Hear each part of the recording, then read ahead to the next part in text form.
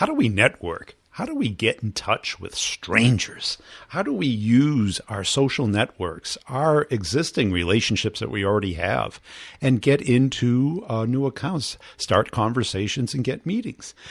Today, we're going to have a best practice podcast where I'm going to have a rep share what's working for them and their techniques.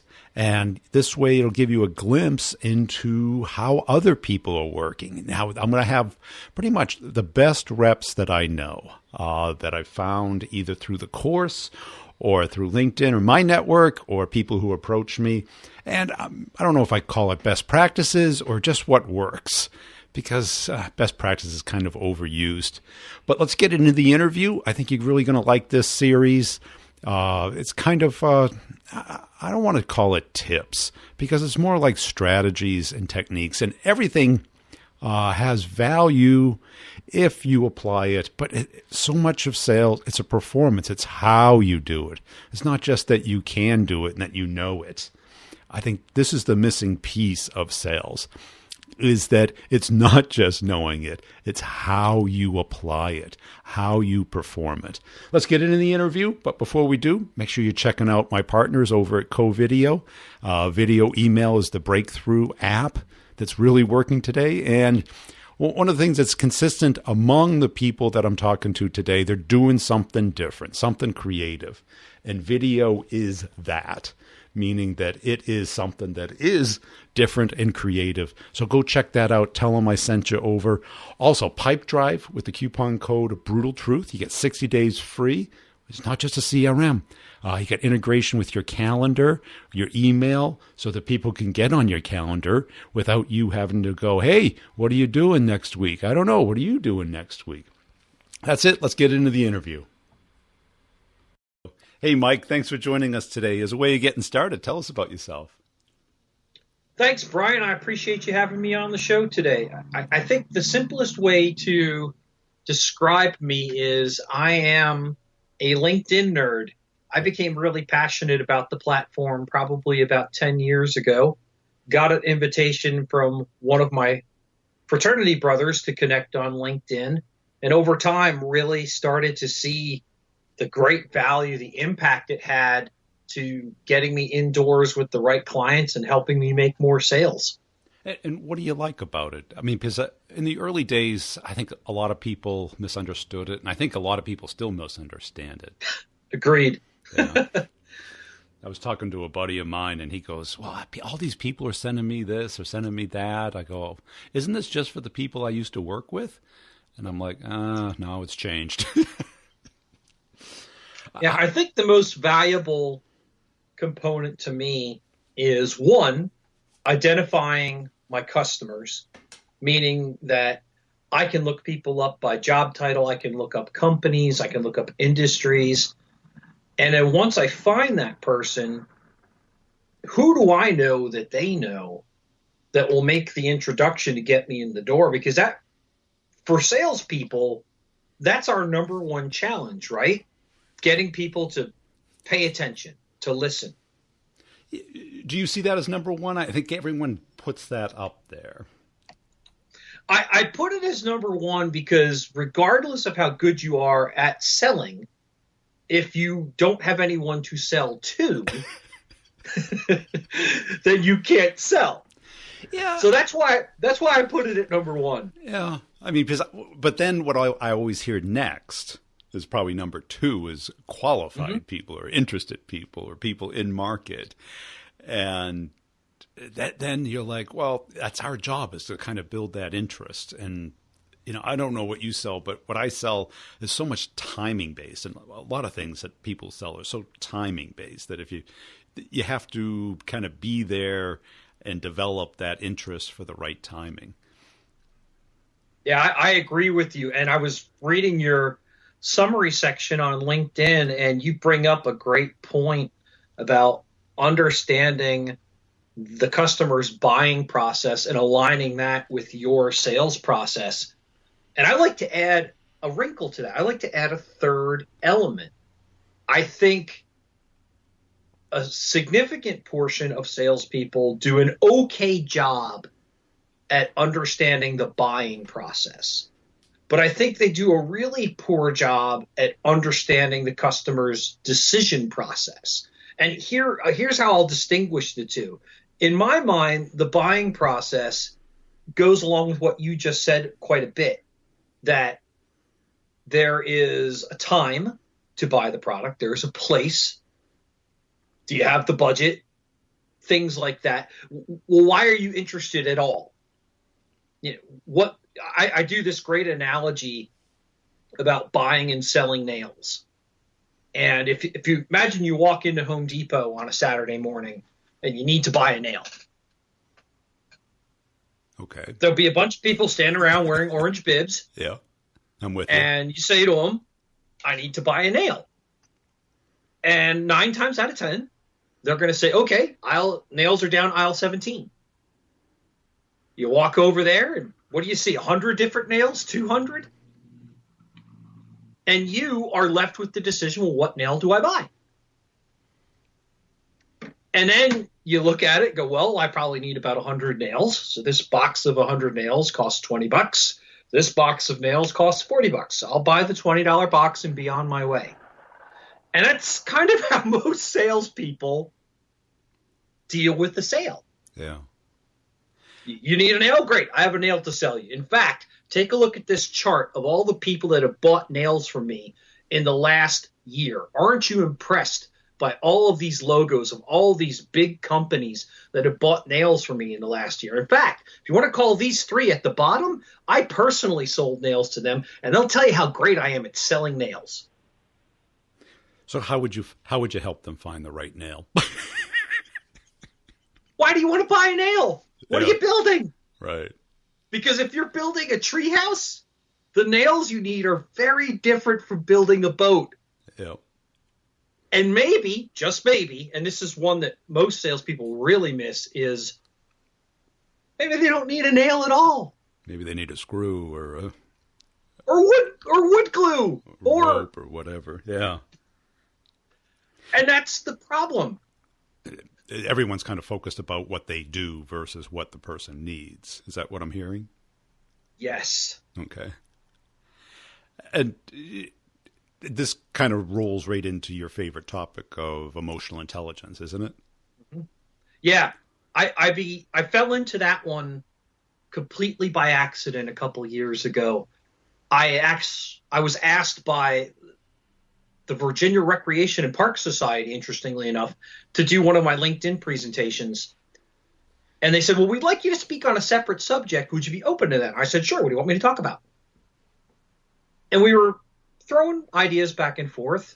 My point of contact said, well, I just read that Emotional Intelligence 2.0 book and I loved it. Why don't you talk about that? And I said, okay. I had recently read the book too. Now I needed to become an expert on it in under 90 days. I read it and I reread it and I listened to it and I started reading other books about it. And for me, as a salesperson, it felt like the missing piece of the puzzle. As I began to explore that subject more and more, thinking, well, they never talk about this. They don't. In the sales world. Yeah. I mean, I think I was the best gift I was given by my parents. They were both salespeople, and they always had that perspective about what motivated and what people were going to do. And it usually came down to one thing: what's in their best interest, not ours. Absolutely. And that's what blinds us as salespeople, is we think just because it's in our best interest that it'll be in their best interest.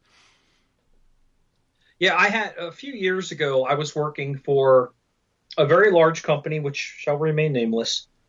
And they had me selling a product that people like, but people don't need. And I was specifically engaging higher education, both public and private. And those organizations don't spend money unless they have to. They just don't. And as we were evaluating the product, I learned that in my space, in my sphere of influence, I had a prime competitor. I had a number one. There are other little companies that did similar things, but there's really one other company that when I was going into a client to talk about working with them, this was the competitor. And when you talk about the sheer size of these schools, these were not small contracts. These were contracts spending 20, 30, 40, 50, up to $100,000 a month. And I would get an RFP from a school that I knew was using this prime competitor. And my boss would insist that I respond to the RFP. And I'd say, why? We know that we can't beat their price. And our product, frankly, is not that much remarkably better. Yeah. It's similar enough that the customer will look. And his response was, well, we can match the price. I said, why would they change? Why would they go through the pain and the uncertainty of making that big a change? Because this isn't about buying a $200 TV. This is about buying a product that will cost this school $50,000 a month. And if they're already spending the $50,000, we're not bringing anything to the table that compels them to go through all that transition, dedicate their team, their revenues, their expertise to implementing our solution. So did you just What's walk in it away? for them? I wanted to. My manager insisted that we pitch. Yeah. Oh, a big surprise. We lost. Yeah. Well, that's it, because you're being viewed as a commodity. You have no relationship with them. They have no motivation. And yes. Why would they? You got to ask yourself. They're doing their due diligence. Well, they have to put a piece of paper in a file to say that they did it. Mm-hmm. Yeah. Now, what is the magic that you bring to the sales world? Share it with us. I think the first key that I unlocked was using LinkedIn. And I'll give you a great example. For those of you listening, if you don't subscribe to the local business journal for your area, fix that. Change that today. It's the best sub $100 investment you can make in your career, because the business journal tells you what's going on in your area, right? Yep. And for me, the Baltimore Business Journal had an article one day featuring the president and CEO of a local bank here in Maryland called Howard Bank. And it was talking about their vision, and they were going to grow, and they were going to buy other banks. And at the time, I was selling telecom. And I read that article and said, that's opportunity. That's growth. And I look up the CEO on LinkedIn, and I have many mutual connections with her. But it turns out that I have one in particular that, one, I know very well, and two, is an existing client. I reach out to him and I say, hey, Wayne, I noticed that you're connected to Mary over at Howard Bank. Would you mind introducing me? And he said, no, I'm not going to introduce you to her. That's a waste of your time. What I will do is I'll introduce you to the person that I work with there that gets all their projects completed. And from that introduction to getting my first signed order with the bank was under 60 days. And that first contract was a $9,000 a month contract. And how did that go? I mean, was it just a personal introduction that, hey, Mike's a great guy, you might want to talk to him? And what was the motive for her to give you the time of day? It was timing, again. Oh, the need. Yep. There was need. Got introduced by the right person to the right person. Yeah. And I just made the process easy. I wasn't competing. They didn't say we're getting quotes from this company and this company. It was, here's our need. I built a solution. My point of contact served as advocate, and he went in front of the board of directors and said, this is what we should do, and here's why we should do it. And is this your standard mode of operation? Is LinkedIn your primary tool? For prospecting, absolutely. Yeah. And because the more I can are you finding that your market's there? Because I hear a lot of people, and it happens to me as well, that they may have a profile there, but they're not active. And that's perfectly okay. Yeah. Because I don't need them to be super active. Yeah, the CEO of Howard Bank is not particularly active, but like most people, she accepts connection requests. And that lets me know, well, what is my sphere of influence around this person? And it's not perfect, but it gives me a really good idea of the people that do and do not know her. And when I can look at a profile and see that I have 5, 10, 15, 20 mutual connections with someone, you and I have 98 mutual connections. Look at that. How are we not connected, Mike? Yeah. Now, some of these people I know really well, and some of them are just casual acquaintances that if they passed me on the street probably wouldn't even recognize me. Yeah. But that's what I refer to as LinkedIn Gold, that when you reach out, that's what you're looking for. Yeah. I got a meeting with the director of IT for a spice company here in Maryland because I happen to know her cousin. Now, when I asked him to introduce me, I didn't know he was her cousin, but he's somebody that I know very well and had a high comfort level with asking for the invite. And this has always worked, this networking, this commonality, this leveraging relationships. But now we can use technology to make it a whole lot more effective and efficient. Yes. When I first got into telecom sales back in 1999, I was really successful because I figured out early that I could make 100 phone calls faster than any of my coworkers could knock on 100 doors. Yeah. So I was getting in front of a different audience. They would certainly get into doors that I wouldn't, but I got into a bunch of doors that they didn't even know were there. Right. And that was a big success piece for me. And then around, say, 2005, 2006, that almost completely stopped working because of voicemail and caller ID becoming standard. You sure it wasn't sooner than that? Well, I mean, I think, right around the 2000s is when, certainly for me, the phone really diminished and email really picked up. And it was the people who could cook with email that were cooking. And then, now 8 years ago was the people with social. And today we have to be even more creative with social because everyone's doing something. There's spam everywhere. It's very noisy. Yeah, and that's why most salespeople, in my experience, they look like a dog under a buffet table. They look desperate. Yeah, which is the worst thing. They ask for things long before they've earned the right to. So how do we earn that right? I do this presentation that I call Bake the Cake.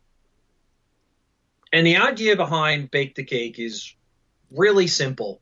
If you go to the grocery store and you pick up a box of Duncan Hines, on the back of it, it's going to tell you, take this cake mix, put it in a bowl, add 2 eggs, add a cup of milk, mix it up, pour it into a cake pan, and cook at 450 degrees for 30 minutes. So here's what salespeople miss. They'll look at that recipe and go, you know what? I don't really like eggs. I'm not putting eggs in this. So they cook the cake and it tastes like crap. Or they'll say, you know what? I love eggs. I'm going to put 4 eggs in this. And then it doesn't taste like a cake. It tastes like quiche because it's got too many eggs in it. Yeah. You and I have a couple of analogies in common. because cooking's a great analogy because it's, you think of it as chemistry, but there is an art to it. And Yes. and even sales, because exactly what happens, people skip a step, reduce an ingredient, increase an ingredient, double the temperature, whatever. There's these slight nuances that make that cake come out a little different for each of us. And what ends up happening, I think, is that we look at the recipe as the problem. The ingredients is the problem. But one of the elements could actually be one of the only one we really have control over is the cook. Yeah, which one is screwing things up? Here's a hint. Well, I mean, the recipe, it may not be detailed enough. It may have might not be clear enough. The ingredients, do you use whole milk, skim milk, goat's milk, almond milk, eggs? How big are the eggs? Jumbo? There's a lot of little pieces for interpretation and misinterpretation. And I think that is what we get in sales. And we got the other part where some people like their cake a little moist or a little dry than other people. And we tend to think that everybody likes their cake the same way. And, yes. And we're not using your emotional intelligence to be sensitive to that and put that into our recipe. So let's continue the cake metaphor for just a second, because you bring up a great point. If I want to bake a cake for you, there is a possibility that I could bake that cake without asking you any questions, and you'll like it. But if I just take a couple minutes to say, so Brian, do you like chocolate cake or do you like lemon cake? Yep. I'm dramatically increasing the likelihood that I'm going to get the right cake in front of you. And that's it. And so much of it is up for interpretation. Last night I was having dinner at a restaurant and they had a line relinquishing responsibility for any type of meat cooked medium well or above. And you can certainly understand why, because everybody's got their own interpretation of that. It's an expensive piece of meat. You can cook it more, but you can't cook it less. You can't after it's well done. It's like having, you cut my hair too short. Can you put some back? The cat has, the horse is out of the barn. And what we forget is that everybody is different. Yes. And the last piece of that is the time and the temperature. Yeah. I have worked the whole reason I came up with Bake the Cake is several years ago, I had a really good relationship with my sales manager. And one, as a side note, I don't think enough salespeople consider that a factor when they go to work for a company. They don't factor.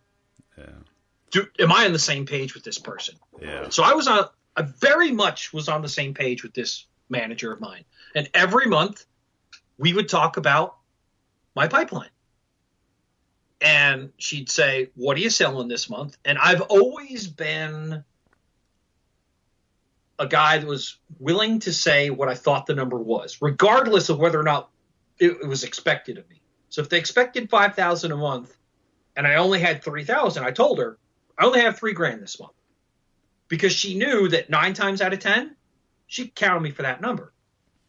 And without fail, I would always get the question, hey, that customer in September, can we pull them into August? I'd say, cake's not baked. Yeah. It's not ready yet. And too many times, the company, particularly larger companies that are driven by shareholder value, as the saying goes, they want the revenue now, and future revenue be damned. Well, and they'll sacrifice margin. And I can appreciate why, but I think if they took a step back and said, you know what, this deal is far more valuable to us if we just wait 30 days and let the process take its natural course. Well, I mean, I don't think I've been ever surprised at how fast a deal will move. Yes. This deal's moving too fast, certainly not through procurement. You might get a lot of excitement after the first meeting and they want to move fast, but certainly on large deals to large companies as well. The minutia of the administrative process is something that salespeople really don't take into consideration. And let's face it, what does every sales manager want? They want an optimistic forecast so that they can hold it against you at the end of the quarter. Or the end of the month, depending on where you work. Yeah, whatever your timeline is. And it just becomes a game. And, very rare is the company that can, have a backlog or push stuff into the next quarter because they got too much business. That's a problem we all wish we had. But that's it. The timing is critical, but you have to understand how a cake is baked. Because yes. what we try and do is turn the temperature up with discounts or favors or some kind of concession, whatever you want to call it. And what we're doing is turning the temperature up. And yeah, the outside of the cake looks like it's finished, but the inside is still a little gooey. But hey, it looks like cake, right? It looks like cake. Hopefully nobody will notice. Yeah. Inside's a little bit more like pudding, but that's a great analogy, though. And that leads to that last component where we talked about the buying process versus the decision process.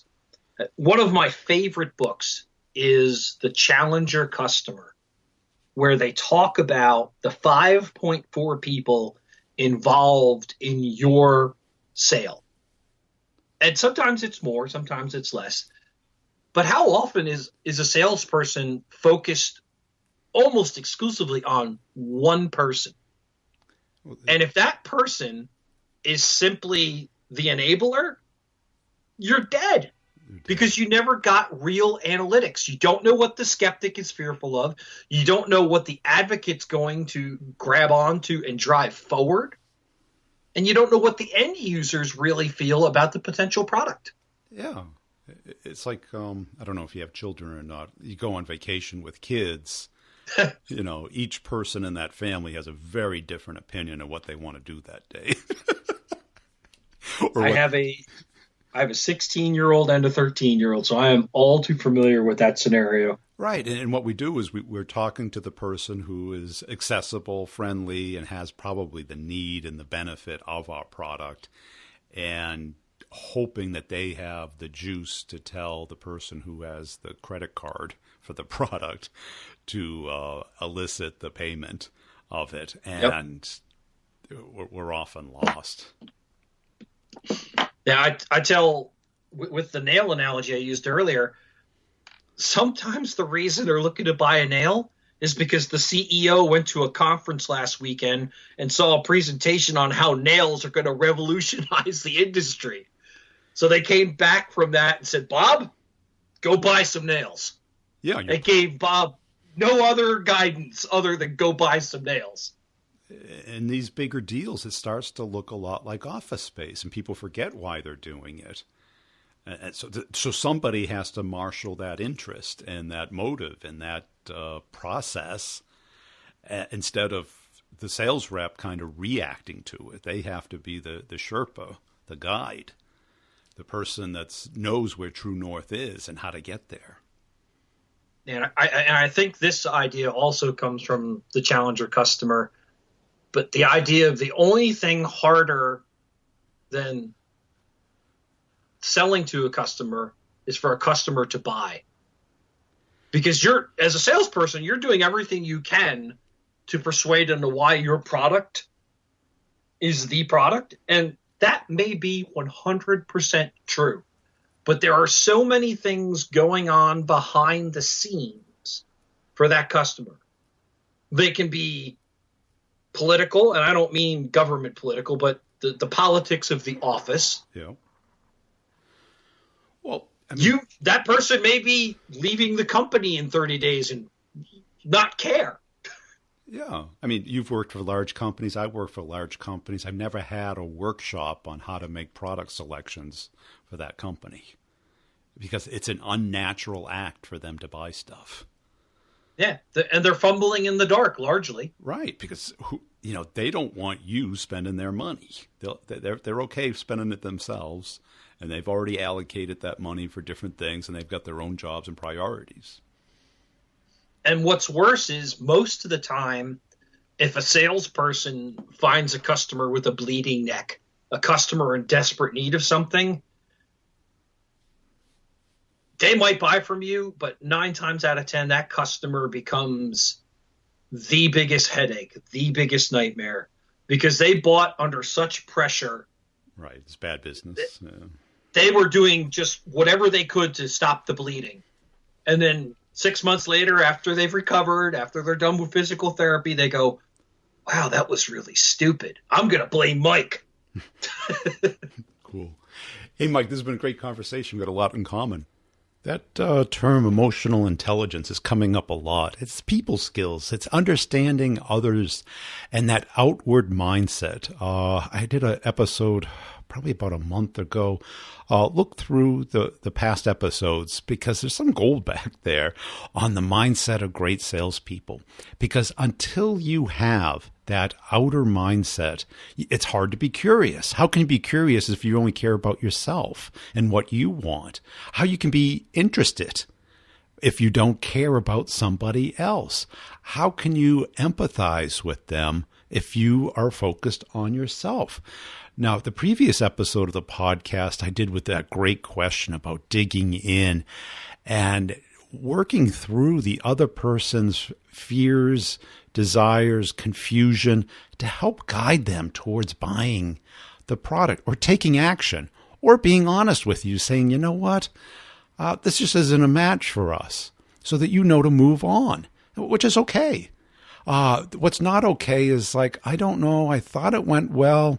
We tend to think it goes better than it really does, called happy ears. That's just nature. That's the inner mindset. The inner mindset is that since I sell, it's someone else's job to buy. The problem is it isn't.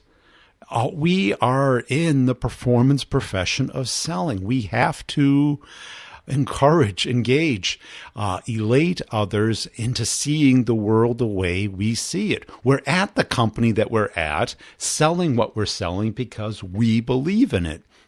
Our job is to get others to believe in it. And why don't they? Because they don't see it yet. They don't feel it yet. And our job is to get to it.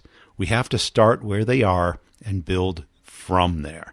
And that is emotional intelligence. And if you don't have the outer mindset, it just becomes super difficult because it's this rock in a hard place, and the hard place always wins. It's not understanding the other person. So until you have that, until you develop that outer mindset, you're going to be a B player, maybe a B minus player. And everyone tells you just work harder, but that means just find that needle in the haystack. Why not turn those pieces of hay into needles? And that's what sales is about. And to do that, you have to understand where they are and build from there. That's what I teach in the courses, to fill you in on them. If you've already joined, check out the first chapter. It shows all the links for one-on-ones, for office hours. If you go to the very end of the course, you get all the recorded office hours and one-on-ones, now well over a year. So there's, over 30 hours of individual coaching there, one-on-one questions and answers. You get to see how other people are doing it. It's pure gold. What I really wanted to do with the course is build not only great content, really focused, precise content, not fluffy stuff. This is all from real world sales experience, mine and the other people in the course. We talk it through. We compare alternatives to see what will work best.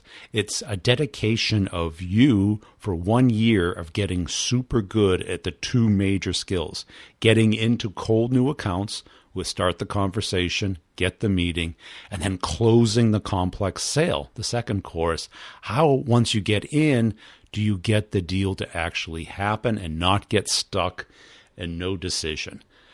This is what we work on together. It's a performance. It's not just knowing how.